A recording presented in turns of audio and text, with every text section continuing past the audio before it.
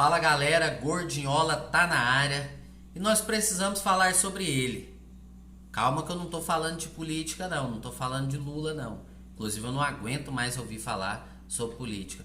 Mas eu tô falando de Germán Cano que faz esse sinal do L aqui toda vez que ele marca um gol em homenagem ao seu filho, o filho dele que chama Lorenzo. Então o Cano faz o sinal do L. Gente, que jogador, que centroavante é esse Germán Cano? Centroavante matador, centroavante por essência, a essência mesmo do nome. O Brasil que tem hoje conta com vários grandes centroavantes. Você tem aí Hulk, Pedro, Caleri, o Pedro Raul do Goiás, que tem feito uma ótima, uma excelente temporada. O Gabigol, que hoje não joga mais como centroavante, mas jogou quando fazia essa função no Flamengo. Fez muitos gols em 2019, 2020, 2021. Esse ano deslocou um pouco dessa faixa ali de campo. Mesmo assim apresentou, já tem quase 30 gols na temporada, 29 gols. Mas esse vídeo é para falar sobre o Cano, que talvez não seja o melhor de todos esses. Talvez não, para mim não é tecnicamente o melhor, mas com certeza é o mais matador, é o mais letal, o mais definidor. Tem a finalização melhor do que todos esses que eu citei.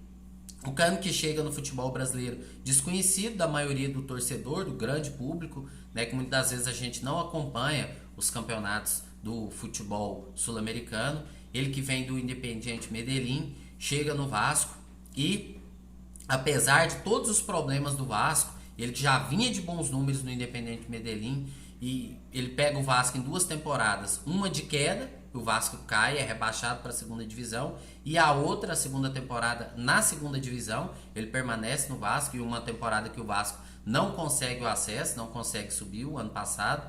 Então, assim, mesmo em um momento complicadíssimo do Vasco, ele consegue também bons números no Vasco, que eu já vou citar aqui, falar sobre os números dele, e chama a atenção ali do Fluminense, faz a aposta e com certeza a diretoria, o torcedor do Fluminense deve estar muito satisfeito, não estão arrependidos dessa aposta. Com certeza o Fluminense vai renovar, vai querer renovar, e eu acho que vai chegar outras propostas sim, porque tem muito time brasileiro precisando aí de centroavante. Então, se o Corinthians está para perder o Yuri, pode ser que perca o Yuri Alberto. O Santos precisa de centroavante.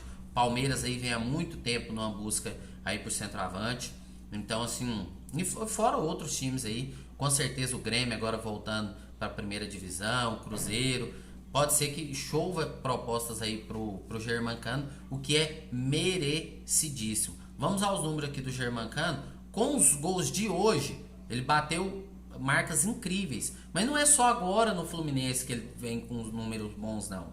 O Germán Cano tem 34 anos, muita gente fala, mas estourou agora, pode pensar, estourou agora, jogador de uma temporada, já está com 34 anos, mas o Germán Cano vem com bons números há muito tempo.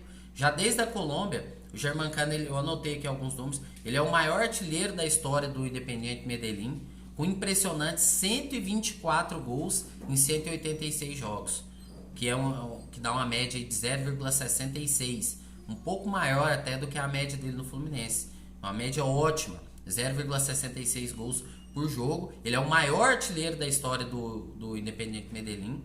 Ele vem para o Vasco, e mesmo com todos esses problemas que eu citei do Vasco, ele consegue também bons feitos e bons números. A média já cai um pouco, mas continua sendo boa. Ele faz 43 gols em 101 jogos, que dá uma média ali de quase meio gol por jogo, né? Um gol a cada 2 jogos, 0,42. Ele se torna o segundo maior artilheiro estrangeiro da história do Vasco e o maior artilheiro do Vasco nesse século, no século 21. Vai para o Fluminense e aí os números dele melhoram ainda mais. Volta a ter os números parecidos com o do Independiente Medellín e começa também a quebrar recordes aqui no futebol brasileiro. Então ele se tornou, com esses gols de hoje, o segundo maior artilheiro do século 21 do Fluminense, né? O segundo maior artilheiro estrangeiro.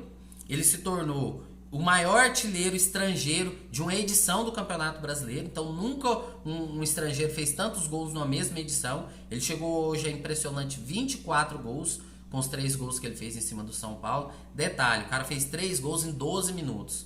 Eu tava assistindo o jogo, impressionante. O cara parece que não ia parar de fazer gol, era um gol atrás do outro. E assim, e o total de gols chega a 42 gols no ano, que para você ter, a título de comparação, o que são 42 gols? É muito, é pouco? É muito gol para o futebol brasileiro. Existe um prêmio criado pela Rede Globo, que é o prêmio Friedenreich, desde 2008. Chega agora a 15ª a edição desse prêmio. E os maiores goleadores do ano, né, os maiores vencedores desse prêmio são o Neymar, que fez 43 gols em 2012, e o Gabigol, que fez os mesmos 43 gols em 2019. E o Cano, com esses 3 gols de hoje, chega a 42 gols. O Fluminense ainda tem mais 2 jogos por fazer no Campeonato Brasileiro. Ele pode ir tranquilamente empatar, precisa de mais um gol para empatar com eles, e 2 para passar, tem tudo para passar, né? 42 gols do futebol brasileiro, números impressionantes realmente. Foram 24 no Campeonato Brasileiro, 5 na Copa do Brasil, 3 na Sul-Americana, 7 no Carioca e 3 na Libertadores. Então é isso, pessoal. Comenta aí o que você acha do futebol do Germancano. Se inscreve aí no canal se você não é inscrito. Ative o sininho para você estar recebendo todas as notificações. E comenta aí o que você acha. Você gosta, você não gosta? Queria o Germancano no seu time? Faz o L. Valeu!